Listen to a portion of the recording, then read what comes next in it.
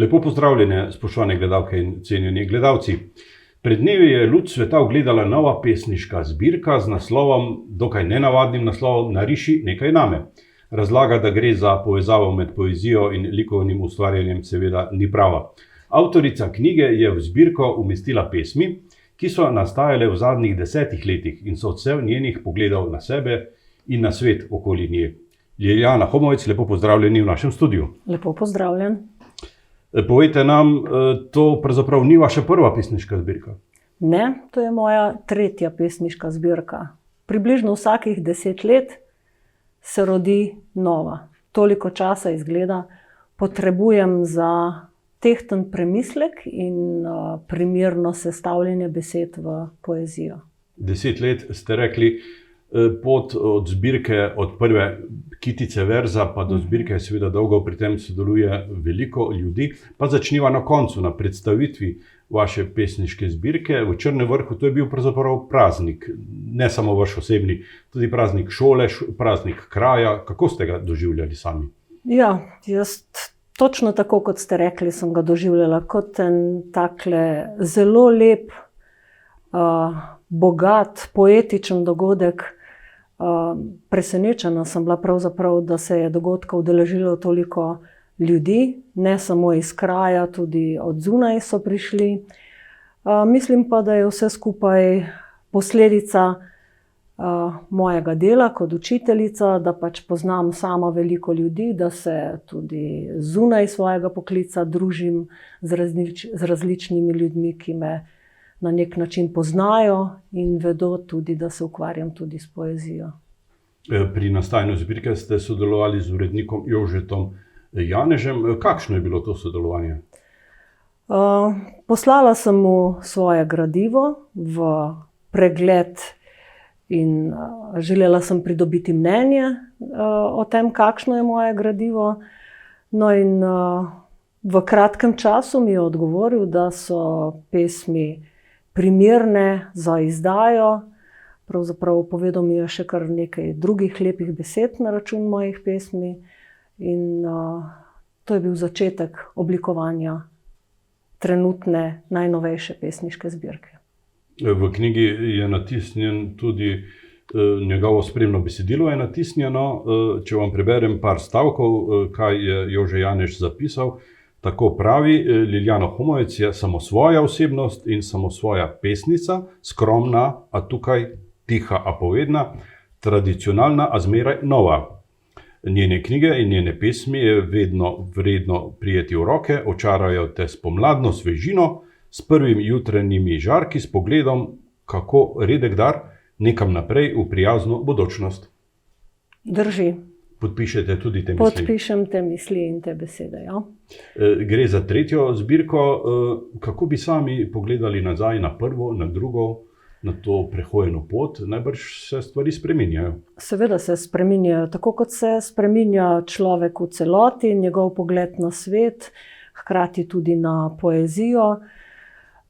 Prvi dve zbirki sta mogoče bolj osebno izpovedni, oziroma najbolj od vseh treh prva.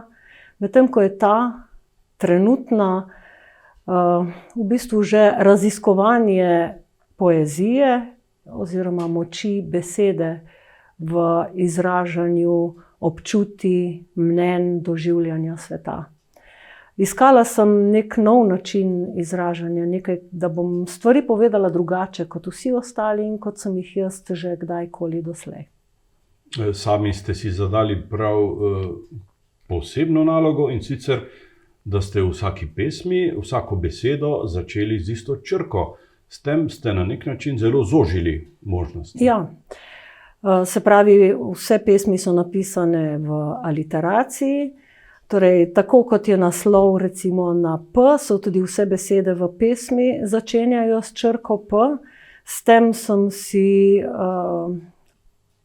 zožila spekter besed, ki jih lahko za neko, če želim nekaj povedati, uporabljam. Hkrati pa sem se prisilila tudi, da sem iskala vedno nove besedne zveze za izražanje istih občutij. In na nek način prišla do novih verzov, drugačnih od vseh ostalih. Seveda mora biti pa tudi pesem napisana od prve besede do zadnje v duhu naslova te pesmi. Tako da mislim, da na koncu sem bila zadovoljna, no, pač s tem, kar sem prebrala za sabo. Kljub tem omejitvam pa pesniški jezik ni okorel. Ste se dobro znašli v teh, bi rekel, okoliščinah? Ja, jaz sem se zmeraj znova trudila, da bi vsaka pesem, ne glede na to, da sem imela omejitev, v resnici izrazila tisto, kar sem želela v pesmi napisati. Čeprav sem si recimo za neko določeno pesem nabrala besede in si jih napisala in potem jih sestavljala v neko skupnost, ki bo povedala določeno stvar, sem jih premetavala, dodajala, odvzemala toliko časa, da sem bila s tistim, kar je bilo zapisano, zadovoljna. Na tak način se gotovo ne da pisati poezije tako z levo roko, mimogrede, mimobežno. Ne, to se pa ne da, ne gre kar tako. Je treba pač si vzeti čas in se v bistvu temu posvetiti, če želiš, da je izdelek poezija. Ena vaših pesmi nosi naslov Kradem. Urednik Jože Janeš je bil posebej navdušen nad to pesmijo. Nam jo lahko preberete, prosim? Z veseljem.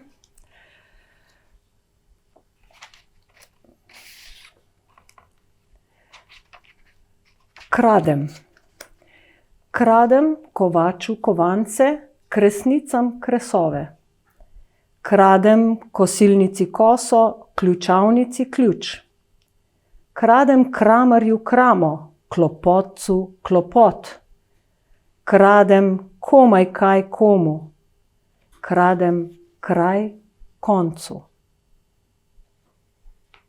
Hvala lepa za prebrano pesem. Povejte nam, zakaj pravzaprav pišete poezijo? Zakaj se ne ukvarjate s čim drugim, ki bi bilo na podobno kreativen način, lahko tudi ustvarjalno? S poezijo se ukvarjam oziroma jo pišem od malih nog, bi lahko rekla. Kot osnovnošolka sem napisala prve pesmice in pravzaprav me spremljajo pesmi že od zmeraj. Ne znam brez njih. Mogoče je bil trenutek, ko so bile pesmi samo neka moja notranja izpoved, kot recimo v času pubertete, kot neke vrste dnevnik.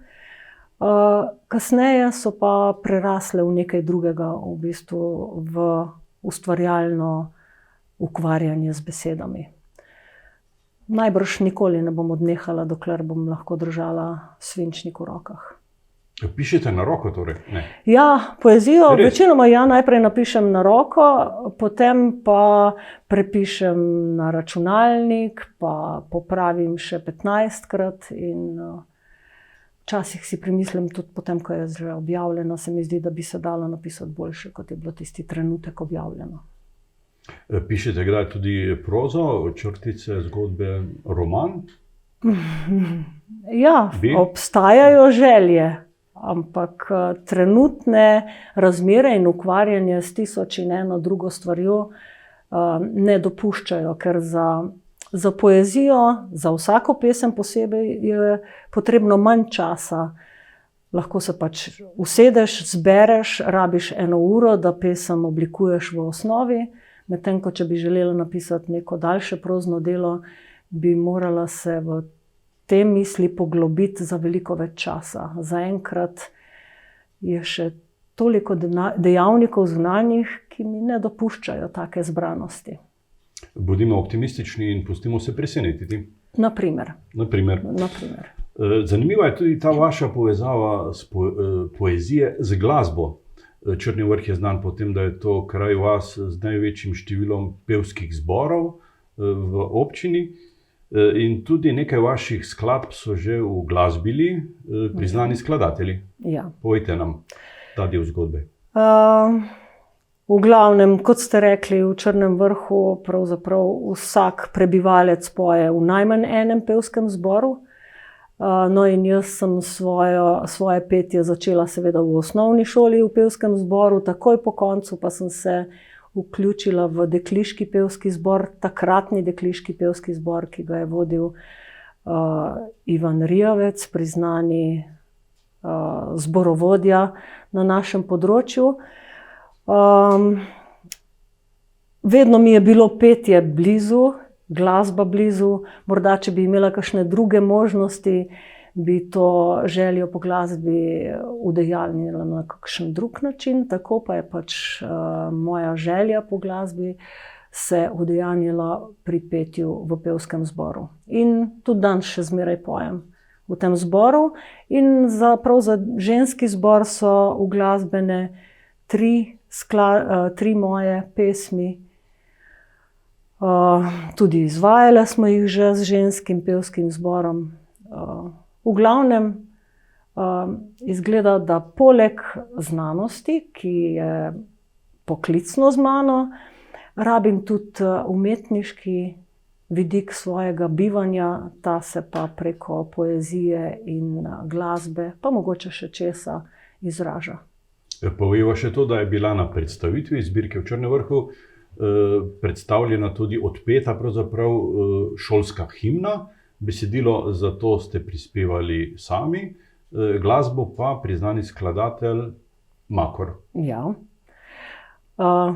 To smo pač, ideja za nastanek šolske himne je prišla s strani kolegice Damjane Vončina in naprosila me je, če lahko napišem besedilo.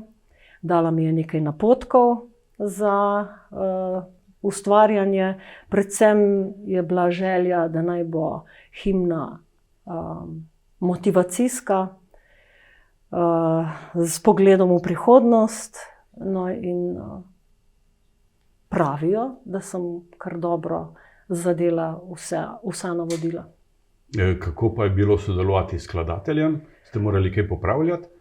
Ne. Jaz sem napisala besedilo, posredovala sem ga Damjani, ona pa naprej skladatelju, ker je bila ona v stiku z njim in menda se je dalo takoj napisati glasbo na predhodno besedilo. Nimajo vsi pesniki tega privilegija, da bi poslušali tudi uglasbene svoje pesmi? Ja, mislim, da res ne, da nimajo, je pa velikokrat tudi slučaj in da se človek znajde na pravem mestu v pravem trenutku, je potem posledica to, da so pesmi uglasbene. Publika v Črnem vrhu vsekakor je bila navdušena.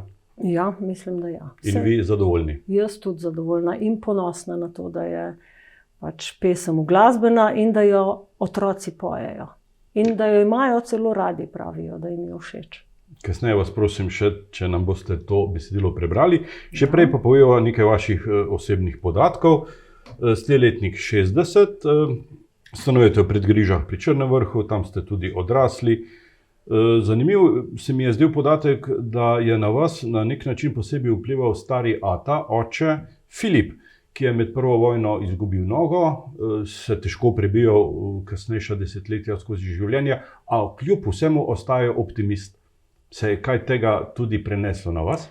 Ja, mislim, da ja, da od malega navzgor, kot majhna deklica, imam najbolj v spominu, kako se je recimo ob večerih, ko je bila zelo slaba luč, ker so jo takrat lih napeljali, pa se je prebiral nam zgodbe, se z nami pogovarjal, bil zmeraj optimističen, kljub temu, da se nam je zdelo, da z eno leseno nogo ima težave, ampak nikoli ni kazal tega. Vedno aktiven, vedno dobrovoljen. Mislim, da se tega človek tudi navzame, in da si je treba v otroštvu napolniti baterije, da se potem lahko praznijo čez celo življenje. Ko ste stopili v osnovno šolo, je bil to najbrž pomemben korak. Nov svet pa se je vam odprl, ko ste stopili v šolsko knjižnico. Kaj so vam pomenile knjige v tistem obdobju?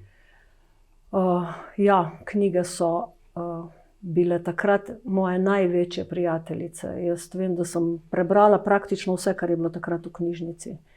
Nekatere knjige so celo rekli, da niso še za nas, ker smo premladi.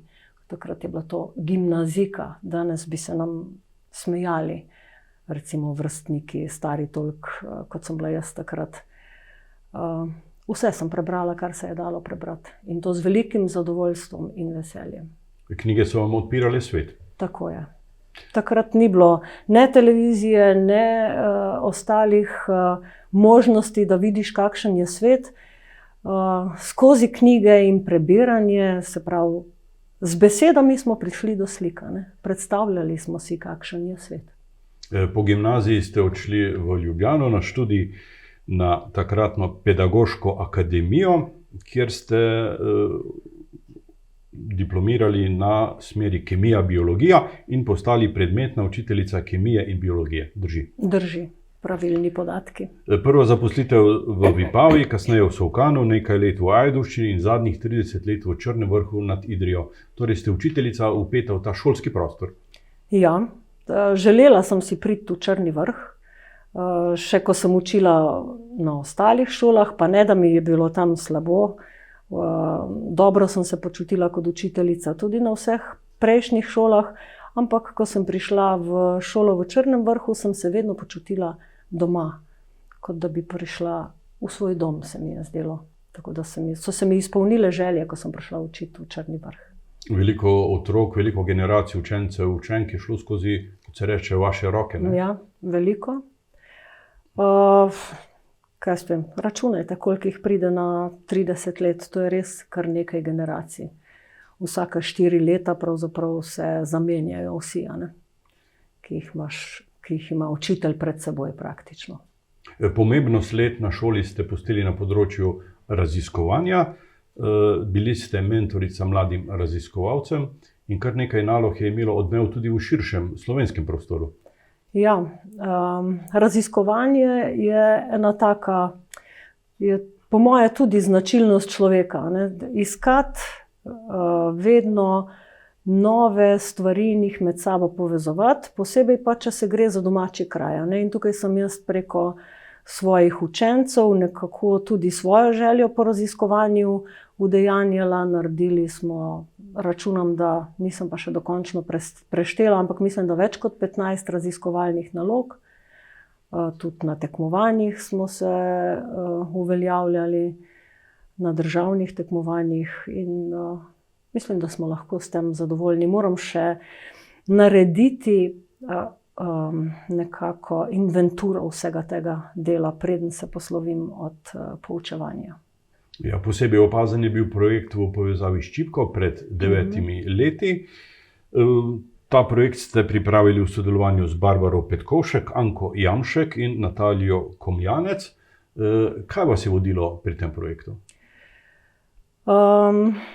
Želeli smo, čisto v začetku smo si z učiteljicami postavili za cilj, da čipko predstavimo tudi v malo drugačni luči, kot je tradicionalno, se pravi tanke, nežne niti, da za njihovo izdelavo uporabimo naravne, nekoliko bolj grobe materiale in da hkrati govorimo o teh materialih oziroma o naravi sami preko čipke z naravnimi materiali. To nas je vodilo, vključile smo otroke od ta zadnja 4 leta, se pravi od 6. do 9. razreda. Opazovali smo na primer steblo pod mikroskopom, pa narisali vzorec čipke, pa liste in kakšna je njihova ožiljenost in narisali vzorec. Naredili smo tudi iz makrosveta, recimo drevo kot vzorec in ga potem seveda tudi sklekljali. Mislim, da je bil ta projekt kratko malo čudovit, se mi je zdel. No, jaz sem v tem delu v resnici takrat zelo uživala. Primorske novice so takrat zapisale, da gre za najbolj inovativen čipkarski projekt leta v Sloveniji, ki ga resnično ne gre prezreti. Kje so sedaj ti materiali v skladišču, depojih? Ne, te materiale, to so bili pač unikatni izdelki otrok in smo vse izdelke dali tudi otrokom, ker so njihovi. Tako da zadnje leto smo potem še vpletle v oblačila, ki so jih sami učenci skreirali, njihove čipke unikatne, imeli modno revijo in vse smo vrnili učencem nazaj. Zelo lepo in to vse v Malem Črnem vrhu. Tako je. Ja, vse se da, če je dovolj pozitivne energije. Ja, in ta beseda Mali Črni vrh je pravzaprav zelo relativna. Ne? No, se to jaz mislim, da je tako, kot rečemo, mala Slovenija v primerjavi s svetom, toliko je velika, kot smo veliki ljudje. Enako je za Črni vrh. Ja, pomemben del vašega življenja in vaše poklicne poti predstavlja tudi šport. Povejva to, da sta Nina in Luka Homovec, vaša hči in sin, ki sta pred leti veliko pomenila v gorskem kolesarstvu. Kot mama ste jima stali ob strani, zagotovo, ali še več kot to, danes Nina živi na Danskem, Luka pa je poklicni pilot in živi z družino v Črnem vrhu. Kako ste to obdobje svojega življenja, ste tudi vi malo tekmovali skupaj z otroci? No, jaz mogoče nisem tekmovala, sem pa trenirala skupaj z njimi. To je predvsem od začetka, ko sta kot nadobudna fant in punca začela, smo trenirali kot družina. Se pravi, oba z možem sva šla vsako popoldne z njimi na kolesa in okrog po planoti kolesariti. To so bili treningi, ki so pa potem prerasli z njihovimi uspehi v malo bolj profesionalne treninge in seveda tudi tekme na svetovni ravni. Oba sta tekmovala v svetovnem pokalu in bila slovenska reprezentanta v gorskem kolesarstvu. To je bilo eno tako lepo obdobje v našem družinskem življenju, pravzaprav, kjer pa brez da smo bili kot družina vpeti v to, pravzaprav ne bi šlo. 4 leta ste bili tudi predsednica Planinskega društva Javornik. To je nekaj bolj sitna, odgovorna funkcija, ne?